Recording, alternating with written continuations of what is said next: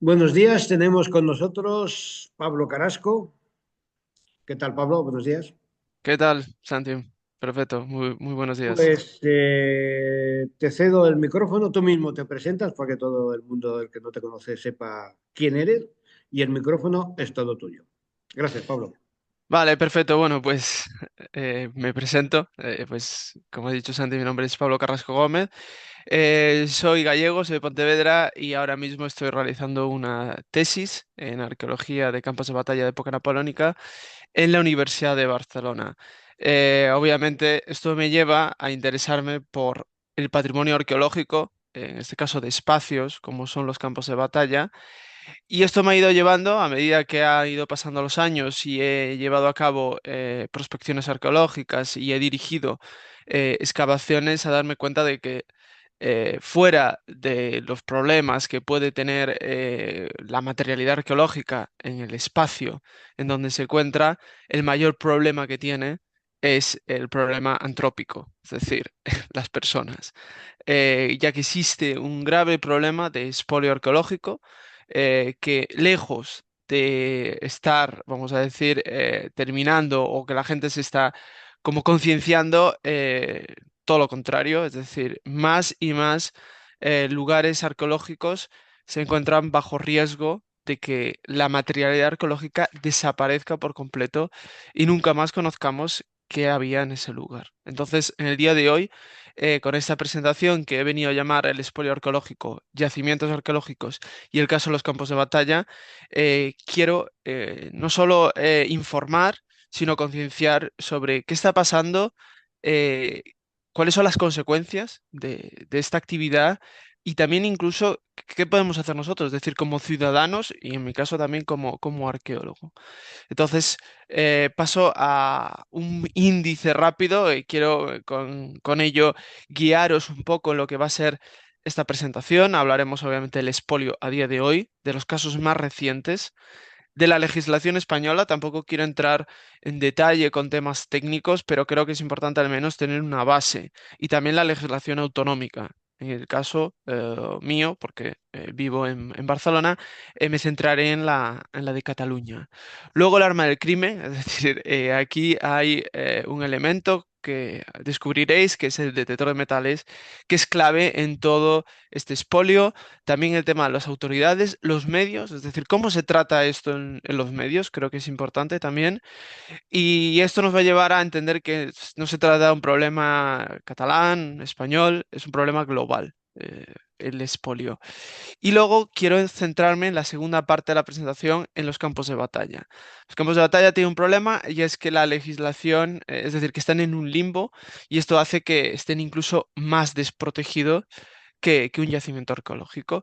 Hablaré de casos propios míos donde yo he dirigido mi excavación y bueno, vamos a intentar pues entender todos estos conceptos y por ello pues al final haré una discusión, una pequeña discusión y unas conclusiones para que se comprenda un poco todo esto que he venido a hablar del expolio arqueológico.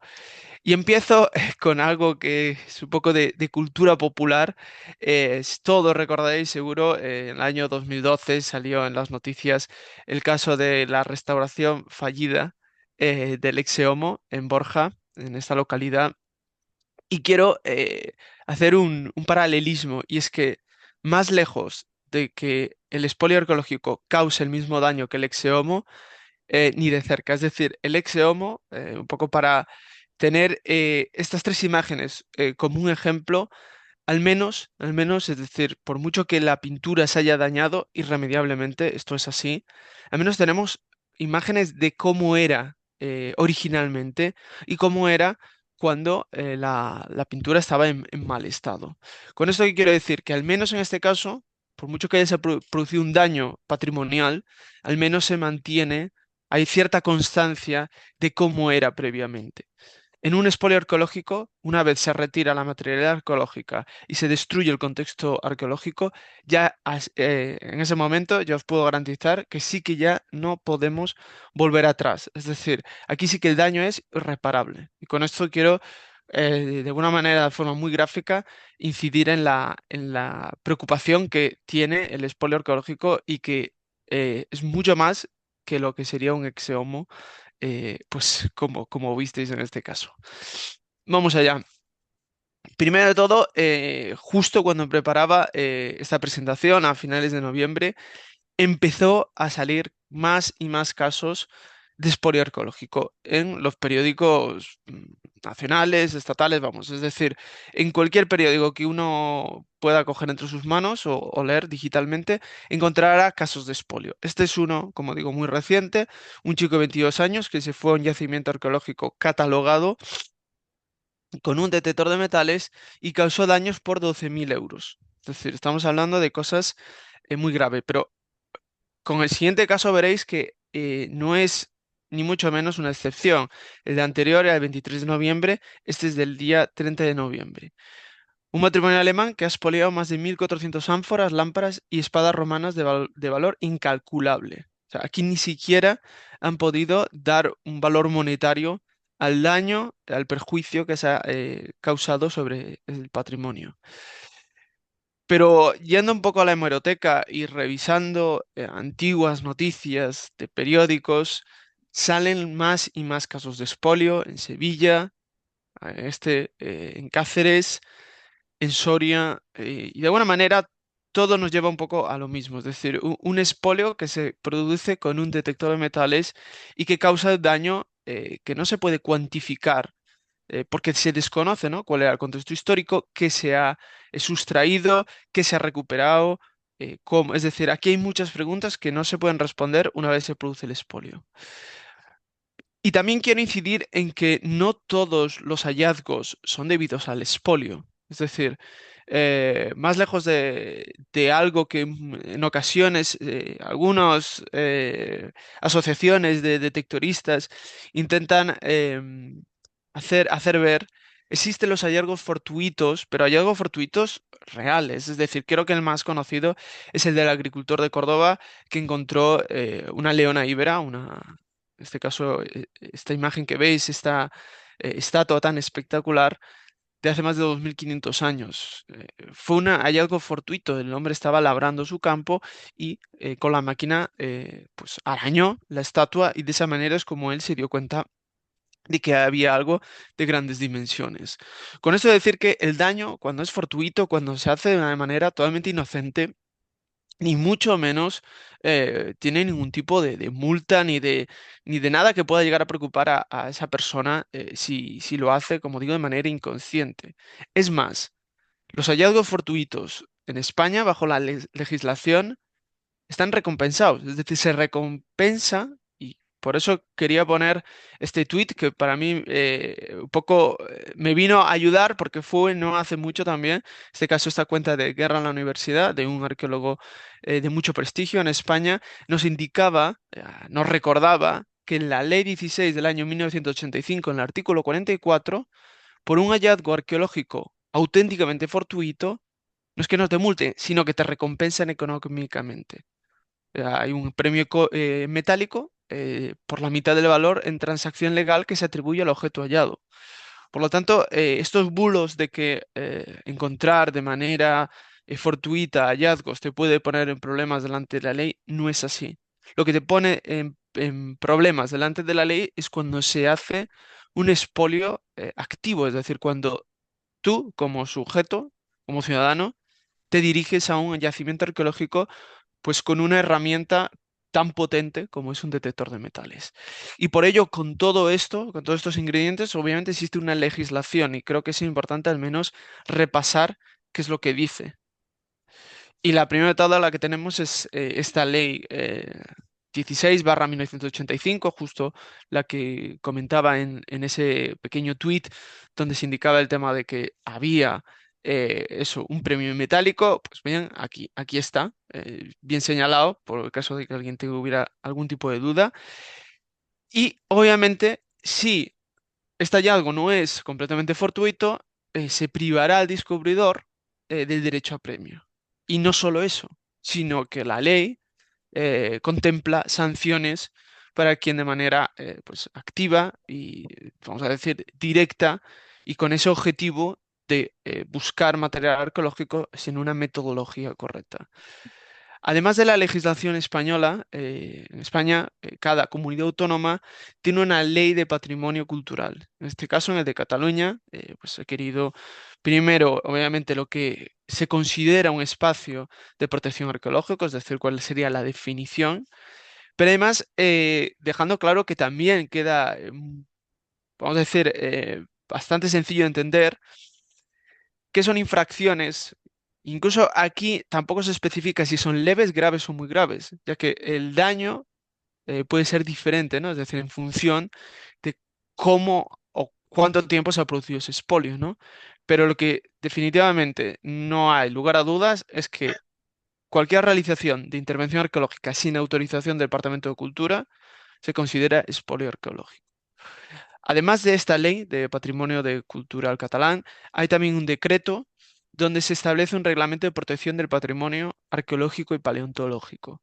Una vez más, se define qué son estos espacios y una vez más se vuelve a incidir en que tiene que estar cualquier actividad arqueológica, en este caso, bajo el amparo de un proyecto de investigación o de una intervención preventiva o de urgencia. Al mismo tiempo, ambas, yo os puedo confirmar que se necesita un permiso de intervención arqueológico. Por lo tanto, cualquier actividad asociada a la recuperación de material arqueológica fuera de estos permisos se considera una actividad ilegal. Y por ello, aquí obviamente, con todas estas leyes, con todos estos artículos, estos decretos, pues obviamente existen porque hay una víctima y la víctima es el patrimonio.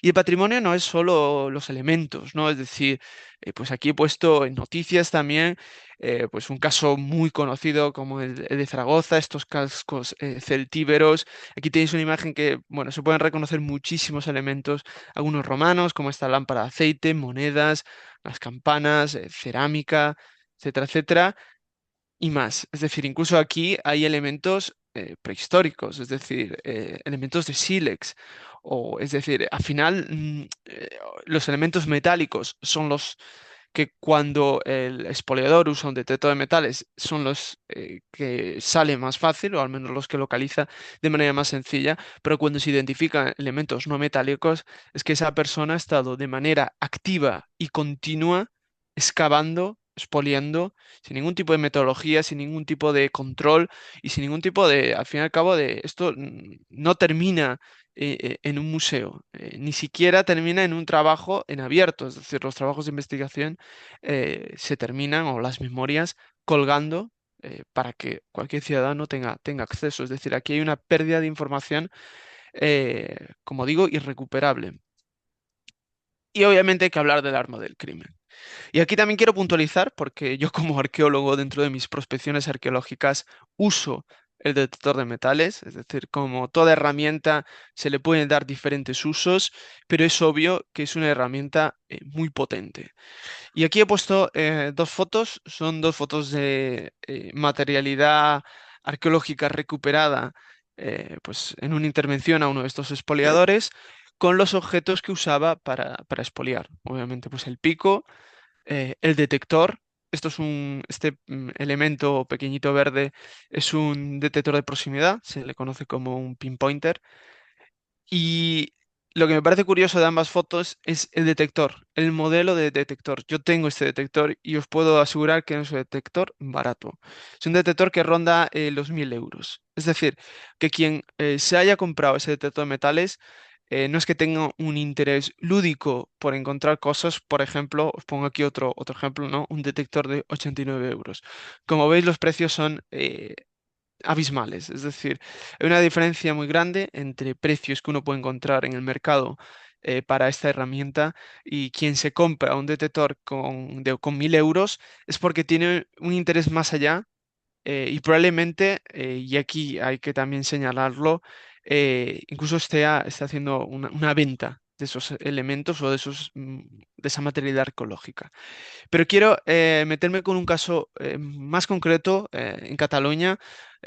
Justo preparando esta presentación, pues tuve oportunidad de encontrar que pues una asociación, porque existen asociaciones de detectoristas, esta Imperial Tarraco, en Cataluña, que tiene 50 socios y realiza cursos, organiza búsqueda de objetos. Bueno, la cuestión está, justo el 6 de julio de 2024 se publicó un vídeo donde se indicaba que esta asociación Tarraco, que indicaba, había enviado un correo al Servei Arqueológico de Cataluña, que sería pues la Secretaría de Cultura, para entender en qué espacios, en qué lugares, cómo, cuándo una persona, un individuo, un ciudadano normal y corriente podía hacer uso del detector de metales.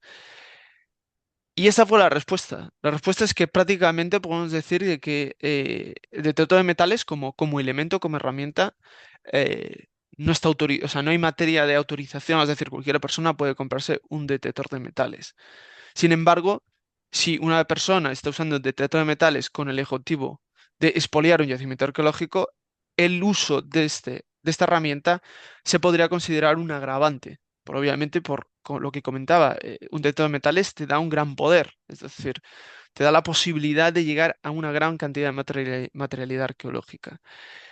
Y lo que indicaban también es que toda extracción del patrimonio arqueológico es un hecho sancionable, independientemente de donde se produzca. Es decir, aquí hay la duda de si no se puede ir a yacimientos arqueológicos. Es obvio. Pero siempre se pregunta si se puede ir a la playa, al campo. Claro, existen muchos yacimientos arqueológicos que aún no han sido pues, conocidos de manera bueno, científica, es decir, de una manera eh, empírica, ¿no? Que son pues, espacios de una importancia arqueológica. Si aún eso no se ha podido comprobar, si una persona por su cuenta propia se dedica a sacar la materialidad e ir haciendo agujeros, obviamente esto no va a ayudar a que en un futuro se pueda identificar ese espacio. Es más, lo que está causando es una pérdida irreparable de información. Por lo tanto, si alguien de verdad, y esto es algo que también yo quería incidir en esta presentación, si alguien de verdad está, o sea, considera que el ir con un detector de metales es muy importante para él o para ella, si de verdad quiere realizar esta actividad de recuperar materia arqueológica, lo que debe hacer es disponer de una titulación adecuada. Y creo que esto no debería pues, ni molestar ni causar ninguna impresión rara. Es decir, en muchos trabajos se requiere de una titulación. Y si se carece de ella, no se puede realizar ciertas actividades. En mi caso, pues yo soy licenciado en historia, he hecho un máster en arqueología y ahora estoy haciendo un doctorado en arqueología, pues especializándome en campos de batalla. Yo de verdad animo a todo el mundo a que si de verdad le gusta la arqueología, se forme para ser arqueólogo y de esa manera poder pues llevar a cabo esta actividad sin riesgo a que destruya el patrimonio. Es decir, a veces se destruye sin querer, ¿de acuerdo? Pero bueno, si ya se sabe, no se debería hacer. Y además de el mal uso del detector o del expolio de una persona que esté realizando esa actividad pues para simplemente recuperar eso de materialidad arqueológica, hay mucho más. Es decir, lo que se está también saliendo a la luz como si fuera un gran iceberg es que hay una gran compraventa de patrimonio arqueológico. Es decir, lo que se está constatando es que ese expolio con detectores de metales en ocasiones de más de 1.000 euros no tiene un interés solo lúdico, sino que también hay un interés espurio y es el de expoliar para vender. Y aquí hay varios ejemplos. Ejemplos que si cogéis vuestro móvil cuando termine esta presentación o vuestro portátil, podéis comprobar en páginas como Wallapop, en eBay, en Todo Colección. Está repleto de materialidad arqueológica. Y no hablo solo de coleccionismo, es decir, no son elementos que uno puede encontrar en un anticuario. No, simplemente por ver la corrosión y en el estado en el que se encuentran y la tierra, cómo está impregnada después, obviamente, de siglos, os puedo asegurar que eso ha sido excavado. Y ahora se pone a la venta. Imaginaos lo triste, lo lamentable que es que esto esté ocurriendo delante de nuestras narices. Y está ocurriendo, como digo, ahora mismo. Porque no es solo Wallapop, también incluso disculpad, hay canales como Telegram, pues si alguien tiene interés, espero que no, obviamente, de comprar en el mercado negro material arqueológico, lo podría hacer. Y esto, como digo, es un daño realmente que está ocurriendo constantemente y yo personalmente he intentado denunciar esta actividad y por eso quería también hablaros de las autoridades competentes. Es decir, a todos nos va a surgir la duda de, de qué podemos hacer. Es decir, con todo esto que estoy exponiendo, con todo este daño, con toda esta compraventa de mercado negro, ¿qué podemos hacer? Bien. Por un lado, si llegáis a encontrar a una persona con un detector de metales en medio del monte, podría ser un arqueólogo, es decir, podría ser yo, es que excavando un campo de batalla, eh, pero la mayoría de las veces os puedo asegurar que probablemente sea una persona que no tiene ningún tipo de permiso, que no tienen más que el detector y el interés de sacar material arqueológico.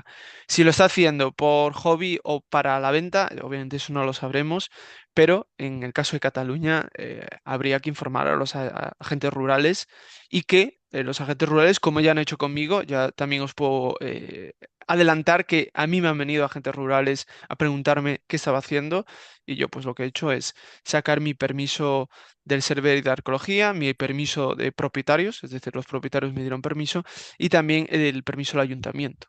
Con todo esto, pues ya estaría, obviamente, si no, se pasaría a requisar no solo la materialidad expoliada, por ejemplo, aquí se ven casquillos, por ya poner un poco el dedo en el tema de los campos de batalla, hay casquillos de la guerra civil, hay una cuchara, una hebilla, etcétera, etcétera.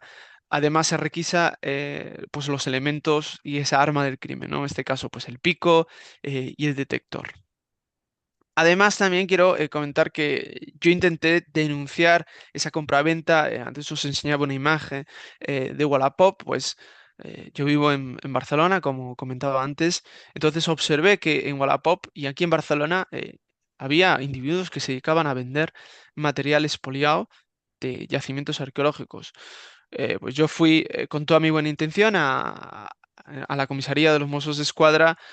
Os puedo reconocer que les pilló completamente de nuevas. No tenían ni idea, no sabían, bueno, al menos en esa comisaría y el agente y el cabo que me atendió no lo sabían y al final, pues bueno, un poco una de cal y una de arena.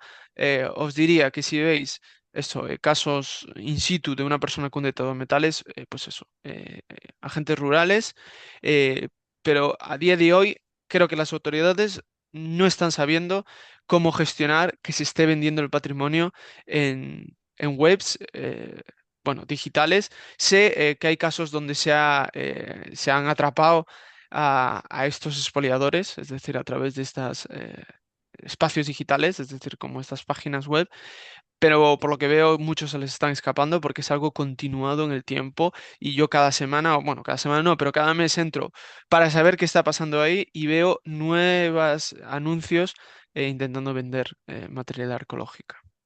Y como veis en las Baleares, he puesto esta noticia, la Guardia Civil está pidiendo colaboración ciudadana, es decir, como digo, es obvio que se están viendo superados, ¿no? Y también quería hablar un poco del trato de los medios de comunicación, porque hasta ahora he usado en la presentación muchos recortes de periódicos, muchos recortes de periódicos muy diferentes, donde de verdad sí que estaban poniendo el dedo en la problemática o al menos señalando el tema de que existe un expolio y esto es un problema, pero en ocasiones veo que se da también como una sensación de mucho sensacionalismo a la hora de pues el detector de metales como una herramienta de hobby. Y creo que esto puede ser a veces también peligroso. Entonces, quería comentar que, bueno, los medios hacen una buena labor, pero también tienen que controlar hasta qué punto no están jugando como a dos bandas, ¿no? Es decir, bueno, qué problemático es el expolio arqueológico, pero qué divertido es usar un detector de metales. Bueno, pues en estas noticias yo al menos creo que sería conveniente indicar, por ejemplo, he puesto aquí dos, eh, dónde y dónde no se puede usar un detector de metales, ¿no? Y además existen también, pues, vamos a decir, divulgadores o difundidores de la detección metálica. Es decir, eh, hay un grupo muy grande de detectores en España y en otros países. Y os puedo asegurar que son bastante como un gremio cerrado. Ellos defienden lo que consideran que, no sé, es un poco su modo de vida o o su hobby que por encima de todo tienen que defender a capa y espada. Y esto lleva a que, no sé, crean cruzadas contra arqueólogos o crean cruzadas contra la administración y de alguna manera se consideran ellos mismos como los defensores del patrimonio. Esto de verdad no deja de ser una paradoja. Entiendo que es la forma que ellos se justifican para seguir realizando su actividad y a donde quiero llegar es que existe, es decir, es decir, no son dos o tres, se sabe quiénes son, hay cuentas de YouTube con miles y miles y miles de seguidores que hacen vídeos enseñando cómo expolian espacios que pueden ser yacimientos arqueológicos o no, pero del mismo modo, si están sacando materialidad antigua, ya sería un problema. Ya que aquí se da la paradoja que les gusta mucho usar el detector de metales, pero no lo usan para limpiar, por ejemplo, limpiar la basura. Es decir, ellos no solo quieren usar el detector para desenterrar basura, como podrían ser latas, papel albal, que yo puedo asegurar que yo he sacado una gran cantidad. No, no, ellos buscan los objetos pues más brillantes, ¿no? Y en ocasiones, es decir, las monedas de oro, elementos de interés arqueológico o histórico, es decir, que de alguna manera ellos mismos se están haciendo trampas al solitario porque si solo les gustase ir con el detector y sacar cosas, pues como digo, sacarían basura, es decir, basura a la cual podrían limpiar, incluso estarían haciendo una actividad beneficiosa, pero no, su actividad es sacar material arqueológica sin una metodología sólida y sin que se tengan permisos ni una formación para realizar esa actividad. Por lo tanto, es una actividad nociva, lo justifiquen como lo justifiquen. Y además de todo esto, de todo el problema que tenemos en España, en Europa tienen el mismo problema. Es decir, aquí no somos especiales, en Hungría, en Francia, en Grecia y en Reino Unido. Es decir, cada país que uno busque noticias sobre expolio va a encontrar cómo esto continuamente está ocurriendo. En- y he de comentar que, por ejemplo, el caso de Gran Bretaña es diferente al de España, porque allí sí que existe, como vamos a decir, una ley muy laxa para usar el detector de metales. Esta ley lo que implica es que si tú tienes un permiso de propietario, ya puedes detectar con tu detector de metales cualquier espacio, siempre y cuando toda esa materialidad luego la entregues a, bueno, a lo que serían los servicios arqueológicos del Reino Unido. Bueno, yo os puedo hacer un spoiler en que se han hecho estudios, se han hecho análisis de todo lo que se recupera año a año, porque esto lleva mucho tiempo, hay incluso una gran base de datos y no cuadra. Es decir, no tiene sentido lo que se está encontrando en esa cantidad y la calidad de lo que se recupera. Es decir, aquí existe como una situación donde cada vez empieza a ser más obvio de que esas personas que se dedican a usar el detector de metales no entregan todo lo que encuentran. Es decir, no hay una transparencia. No queda claro qué se encuentra, supuestamente dónde sí. Porque los detectoristas llevan un GPS y georreferencian cada hallazgo, pero lo que también se está descubriendo es que cuando los detectoristas que lo hacen, vamos a decir, de manera legal y georreferencian cada elemento, luego eso sirve como diríamos como la forma de señalización de un lugar de interés. Y ahí en ocasiones van otros detectoristas que estos no informan de lo que encuentran. Por lo tanto, se está generando una situación muy tóxica donde por intentar ser más laxos, lo que se está produciendo es un mayor daño. También toda esa materialidad se recoge y el contexto no se estudia. Es decir, una moneda por sí misma, bueno, será muy bonita o será de oro o será del Imperio Romano, pero lo más importante que tiene una moneda es el contexto arqueológico que nos da. Es decir, nos puede informar de la materialidad que tiene alrededor, de qué época es. Es decir, lo que sería un hallazgo clave para entender el espacio o el yacimiento arqueológico. Todo esto se está perdiendo. Por lo tanto, una vez más, hay que incidir en que quien quiera usar una herramienta con tanto potencial como el detector de metales se debe formar. Y como decía, bueno, no es solo un problema europeo, es un problema global. He puesto una foto de un artículo que se llama Detection of Archaeological Looting from Space, Methods, Achievement and Challenge. Bueno, sería detección arqueológica del expolio desde el espacio, métodos, bueno, éxitos alcanzados y dificultades. Y como veis aquí hay muchos agujeros y esto es lo que quería ahora mostraros. Es decir, en este artículo lo que se ha intentado es entender de manera física cómo este expolio está afectando a los yacimientos arqueológicos. Y como veis, convierten los yacimientos arqueológicos en un queso gruyer, haciendo agujeros al son de detector de metales, sin ningún tipo, como digo, de estratigrafía, de metodología, de fotografía. Es decir, la fotografía es la del desastre. Es decir, estos científicos, Deodato Tapete y Francesca Signa, lo que han hecho es pues, ver fotos del antes y del después para evaluar la cantidad de expolio y realmente la pérdida de información irreparable, ¿no? Y comentado, bueno, todo lo que sería la parte del expolio, de los yacimientos arqueológicos propiamente dichos, creo que es relevante hablar de que hay espacios que, por desgracia, por mucho que tengan un interés histórico, patrimonial, arqueológico, cultural, no tienen una protección como un yacimiento arqueológico, por la razón de que en esos espacios no se ha hecho una intervención arqueológica. Y uno de estos lugares, bueno, que más claro se ve son en los campos de batalla. Y os puedo asegurar que España está repleto de campos de batalla, desde la antigüedad hasta siglo XX, hasta la Guerra Civil Española. ¿Y por qué tienen importancia las batallas? Bueno, Winston Churchill decía que las batallas son las marcas de puntuación de la historia.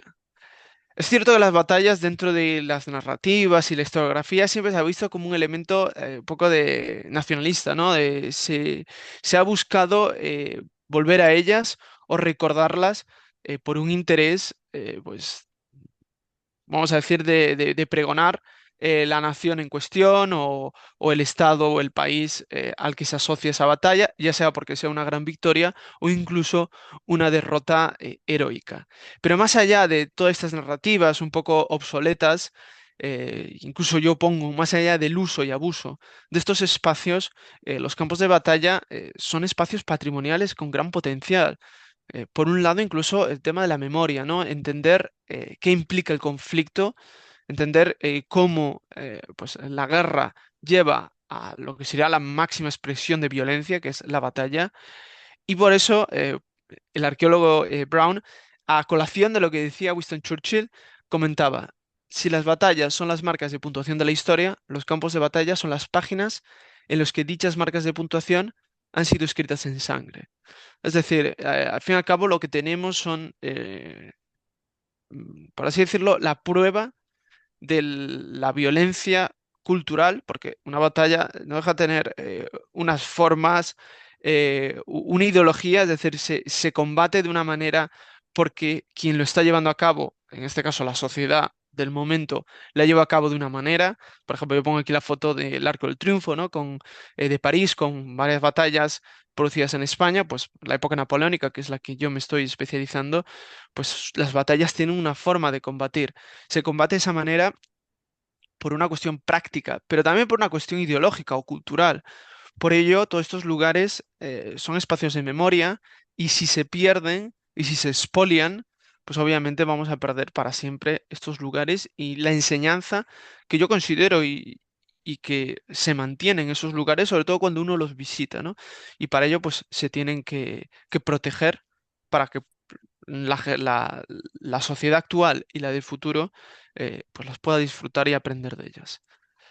Entonces, un poco con todo esto, que es conveniente siempre cuando hablamos pues en este caso, ¿no? De realizar una prospección arqueológica, de realizar una investigación, hacerse las preguntas básicas pues de toda investigación, ¿no? ¿Qué estudiamos y dónde? Pues en este caso son grandes extensiones de terreno. Y esta es la primera pista para entender por qué los campos de batalla están tan desprotegidos. Es decir, las batallas se luchan en lugares muy amplios y por ello estos paisajes es muy difícil delimitarlos, ¿no? Y entender dónde empieza, dónde acaba y qué se ha de proteger. Luego, ¿cómo estudiamos estos lugares? Pues para ello hacemos uso de muchas herramientas. Aparte de la arqueológica, que luego entraré, tenemos fuentes históricas, cartográficas, digitales. Es decir, al hacer uso de todos estos elementos, empezamos a poner las piezas del puzzle y entender el espacio de la batalla para confirmar dónde se encuentra, ¿no?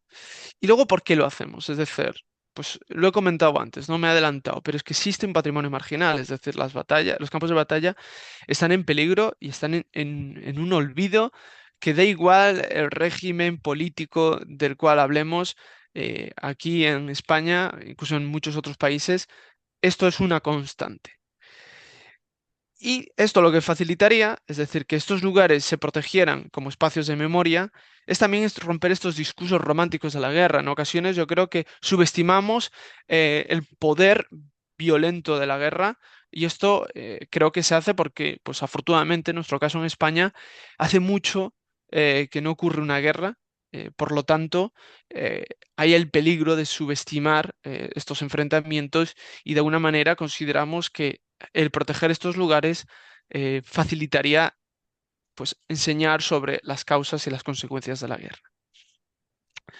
Y ya pasamos obviamente a la parte arqueológica, es decir, no solo qué se hace de arqueología en los campos de batalla, sino cómo esto facilita que se puedan proteger estos espacios y que se puedan defender de alguna manera contra el expolio, ¿no? Que es de alguna manera lo que me interesa en esta presentación. Pero obviamente no puedo, es decir, dependiendo del público, ¿no? Que vea esta presentación, puede haber gente que conozca o no de qué va el tema de la arqueología del conflicto, la arqueología de los campos de batalla. Entonces quiero poner un ejemplo, un caso de estudio que fue muy paradigmático y es el campo de batalla de Little Big Horn. Bueno, quizá os suena, creo que es incluso cultura popular, esta película, ¿no? Murieron con las botas puestas de, el séptimo de caballería, esta resistencia contra los indios americanos. Bueno, pues os tengo que contar que en este caso la arqueología nos dice algo diferente. Es decir, gracias a haber llevado a cabo una investigación arqueológica, se descubrió que esta narrativa de que, en este caso, los de séptimo de caballería habían resistido hasta el final, no era del todo cierto. Y es que con una metodología sólida, es decir, con un estudio intensivo, arqueológico, del espacio, del paisaje, a nivel digital, también a nivel de campo, es decir, en este caso con el detector de metales, una vez más, una herramienta que puede tener un uso muy diferente dependiendo de las manos en que se encuentre, nos puede hablar de algo diferente.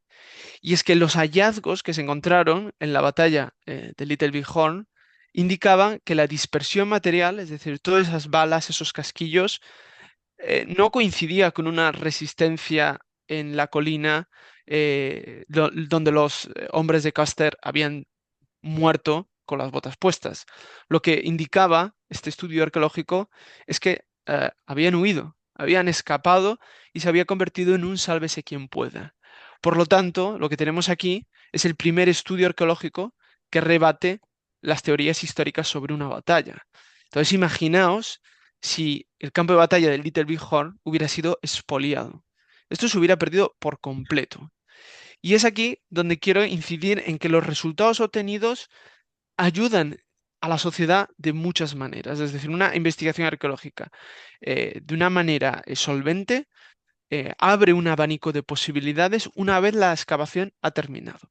Por un lado, obviamente, la patrimonialización del espacio, es decir, ese lugar ya deja de ser un lugar perdido, olvidado, se convierte en un campo de batalla con todas las letras, es decir, la materialidad así lo confirma. Por otro lado, un remedio contra el expolio. Si con una metodología arqueológica se consigue extraer toda esa materia arqueológica, obviamente allí no se puede expoliar, ¿no? Por motivos obvios, porque ya se ha recuperado todo. Por otro lado, se recuperan nuevos relatos de la memoria perdida. O sea, para mí esto realmente es un tema muy potente. En el caso de Little Big Horn, eran los indios americanos los cuales tenían una historia oral que pasaba de padres a hijos, donde se indicaba que la batalla de Little Big Horn no se había producido como las fuentes narrativas oficiales indicaban. Por lo tanto, aquí lo que estamos hablando es que la materialidad arqueológica desentierra incluso narrativas perdidas o incluso las narrativas de las víctimas, ¿no? Que sufrieron esa violencia. Y por otro lado, todo esto apoya a la comunidad, es decir, los campos de batalla están en un lugar, están en un pueblo, están en muchos casos, y en España en concreto, están en lo que conocemos la España vaciada. Por lo tanto, creo que sería interesante poner más atención en estos lugares porque podría generar interés y todo esto podría ayudar a la comunidad, a la cual se sentiría también orgullosa de que eh, tuvieran y tengan un espacio de tanta relevancia a nivel histórico. Y quiero con ello, obviamente, pues señalar que desafortunadamente en España, pues estos espacios, los campos de batalla, están muy desprotegidos. Por ejemplo, aquí pongo una imagen del campo de batalla de las Navas de Tolosa. Afortunadamente, pues este espacio sí que tiene más protección porque está en un parque natural, pero si no fuera así, pues yo os puedo decir que muchos campos de batalla se han destruido pues por por urbanización, es decir, por el transformismo de los últimos 100 años en España, es decir, el desarrollismo del siglo XX, la construcción, pues ha comido campos de batalla, pero el expolio también se produce en espacios que no se protegen, que se abandonan. Y aquí quiero señalar este artículo de opinión del doctor Francesc Gracia, que bueno, que es mi director de tesis, y que él de manera muy clarividente indicaba que el problema en los campos de batalla es que carecen de un marco legal que los ampare en la legislación española. Y yo os puedo decir que esto no ocurre en todos los países. Esto sí que cambia dependiendo de en el país en el que nos encontremos. Tanto en Reino Unido, Estados Unidos como en Escocia. Por cierto, este último país, Escocia, viví yo 2 años y visité dos campos de batalla, el de Culloden y el de Bannockburn, y tenían los campos de batalla bien cuidados, en tanto en cuanto pues los señalizan, ponen cartelería, hay un centro de interpretación, están vigilados, están cuidados. Por lo tanto, sí que existen ejemplos internacionales en los que España podría seguir para proteger sus campos de batalla. Luego, la legislación autonómica tampoco pone, vamos a decir, no aclara el marco legal donde se encuentran los campos de batalla. Y las definiciones vagas, al final, no garantizan ninguna protección efectiva. Es decir, estos espacios, ni estatal, ni por el marco legal estatal ni autonómico, se consiguen proteger. Y todo esto lo que hace es que se vayan degradando. Es decir, estamos en el año 2024, en un par de semanas estaremos en el 2025, los años siguen pasando y estamos perdiendo estos lugares. O los perdemos físicamente o los perdemos porque fin de semana, sí, y fin de semana también, expoliadores van a los campos de batalla a sacar la material arqueológica, la cual nunca más veremos.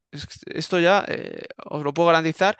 Y si se recuperara, como ha sido en algún caso en el que yo he tenido, se recupera en muchos casos descontextualizada. No sabemos más o menos de dónde salió. Sí que te dicen, bueno, sí, en aquella colina, pero no se sabe ni cómo la han sacado, ni cómo la han cuidado. Bueno, es decir, desastroso. Y todo esto nos lleva un poco a la razón de fondo.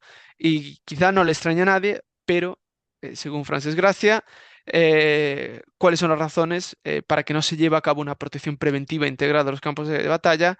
Y pues económicas. Habitualmente este suele ser la columna vertebral de todo. Si no hay inversión, pues no se puede proteger ningún espacio. Es decir, todo eso que os comentaba, de poner cartelería, de cuidar esos espacios, de tenerlos vigilados, de que haya un pequeño museo, un centro de interpretación, de que se conozcan y de que de esa manera la gente, es decir, los propios visitantes, se conviertan en los protectores de ese espacio, ¿no? Es decir, un campo de batalla que se visite continuamente, pues estará mejor protegido, por así decirlo, que uno que esté abandonado, ¿no? Entonces, si no se invierte y no se hace una protección legal específica, estos espacios se van a perder de forma irremediable. Así que aquí no hay más vuelta de hoja. Y un poco cerrando ya todo esto, pongo yo aquí lo que serían unas posibles soluciones, pero como digo, parece que es de fácil solución o es de difícil. La verdad que es un tema eh, bastante ambiguo en ese sentido de cómo sería la mejor forma, ¿no? Pero lo que no da lugar a discusión es que lo que hay ahora mismo es en los campos de batalla una pérdida de patrimonio, es decir, cuantiosa.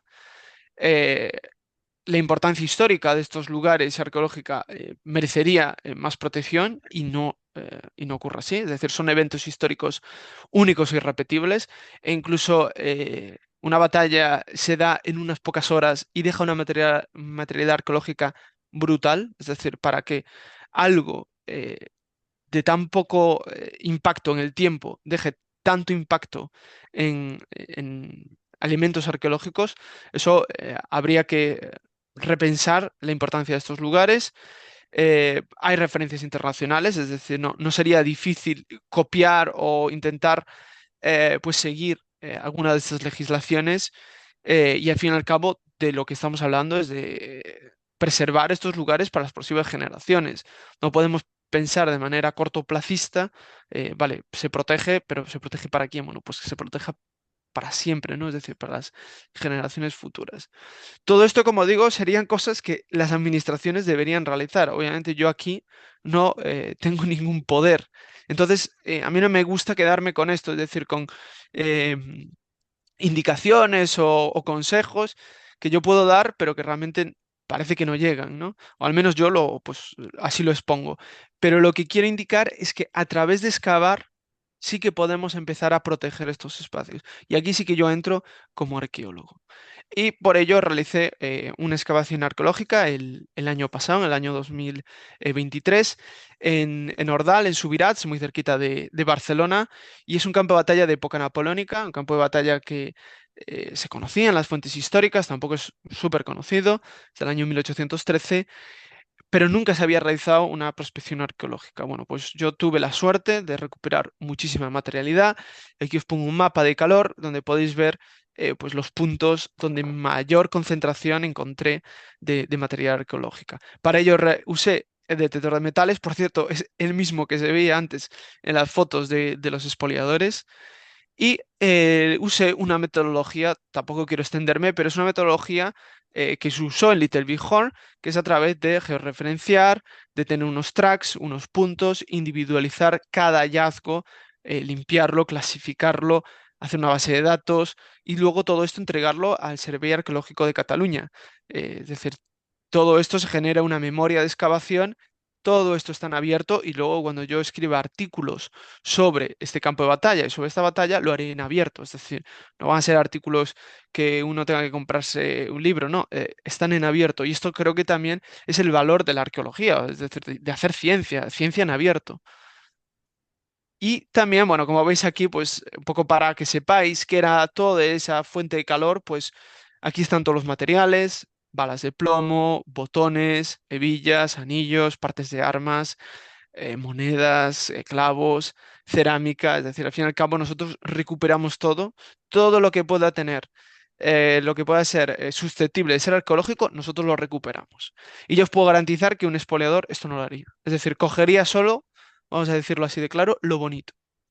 Entonces yo, en mi caso, lo recojo absolutamente todo, sea o no sea de la época en la que yo estoy buscando. Es decir, en este espacio del campo de batalla de Ordal también se dio una batalla de la guerra civil, pues yo también recuperé la materialidad de la guerra civil. Por ello, esto es hacer ciencia, es decir, recuperar todo y dejar en claro, es decir, escribir que todo esto quede por escrito porque yo uso esta metodología y por qué no otra, ¿no? Y aquí tenéis, bueno, un poco en términos cuantitativos y cualitativos, la cantidad de materialidad que recogí, ¿no? Pues más de 200 proyectiles, eh, 30, 40 elementos de indumentaria, partes de arma, monedas, clavos, elementos indefinidos, como os comentaba, todo se recoge. Ya en el futuro habrá tiempo para saber lo que eran, pero al menos de esta manera lo tenemos todo registrado. Y bueno, cerámica que también se encuentra no con el detector, pero sí a simple vista.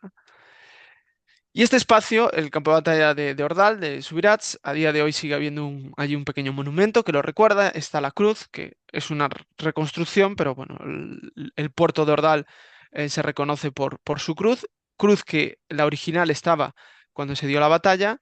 Y además, también creo que es de interés indicar que cuando se realizan investigaciones a pie de campo, arqueológicas, sale a la luz la memoria de la batalla de una manera que es difícil de prever. Pues bien, en este caso los vecinos de Ordal, cuando yo estuve haciendo todo este trabajo en el campo de batalla, me indicaron que había, voy a decir un graffiti, pero bueno, en este caso es un grabado con una cruz y con el año 1813. Pues siguiendo las fuentes históricas, se indicaba que en este espacio, después de la batalla, soldados franceses habían herido y terminado muriendo un mozo de una masía cercana en este lugar. Por ello, un vecino coetáneo a estos hechos dejó escrito este grabado con la cruz y el año 1813. Es decir, que todo lo que es hacer una investigación holística, completa y con todas las garantías, permite recuperar espacios patrimoniales. Es decir, salir de la casa un día uno con un detector de metales y expoliar un espacio, se está perdiendo información y solo es a través de una investigación hecha con todas las garantías que se consigue exprimir y sacar todo el jugo pues a esa historia triste en este caso, porque obviamente cuando hablamos de guerra, pues pocas historias felices nos encontramos, pero aunque sean tristes, son merecedoras de ser conocidas.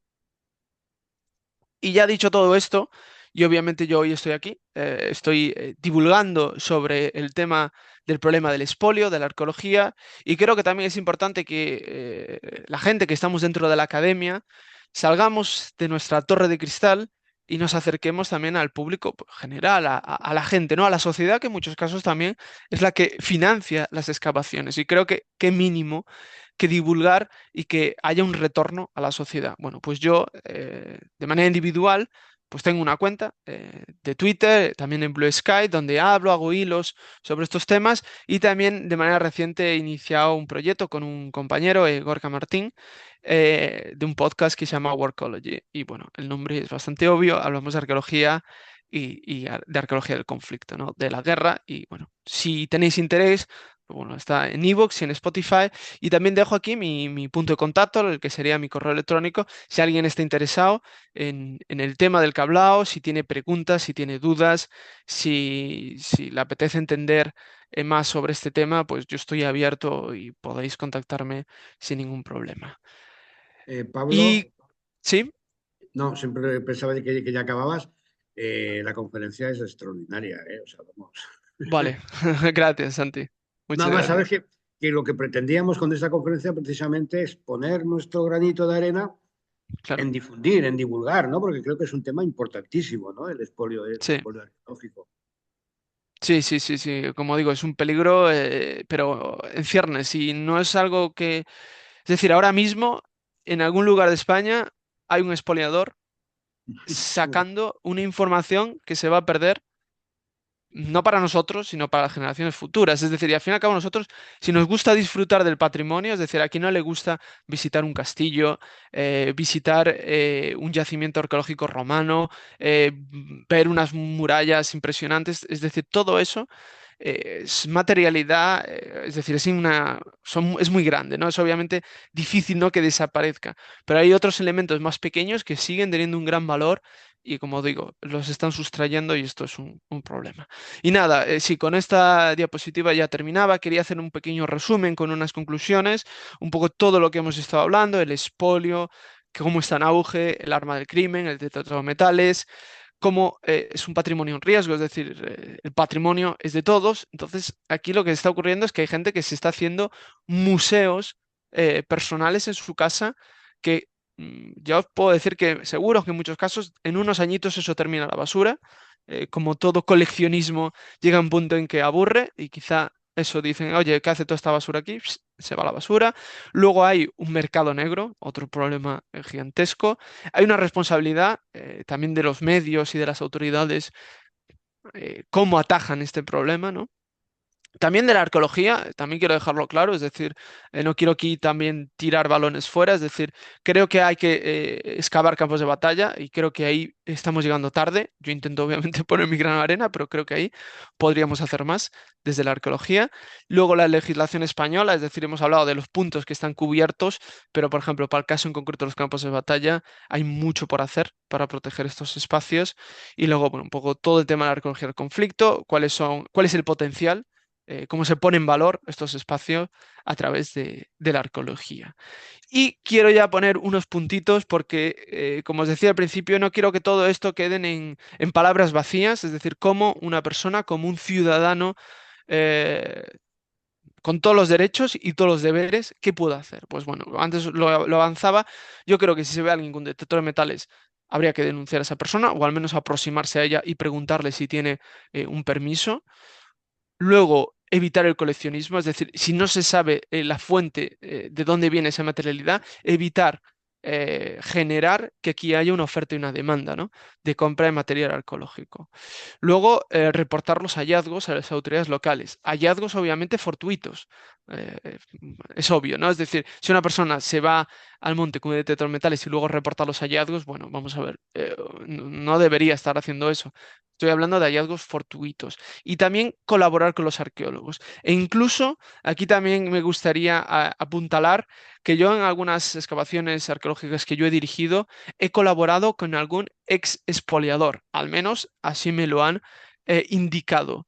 Es decir, que yo no creo que una persona que haya sido expoliador pase a expoliador toda su vida. Es decir, siempre hay un momento para salir del lado oscuro, ¿vale? Es decir, no quiero crucificar aquí a nadie. Es decir, si alguien ha realizado actividades de expolio y después de esta presentación considera que eso es una actividad dañina, pues obviamente que lo deje de hacer.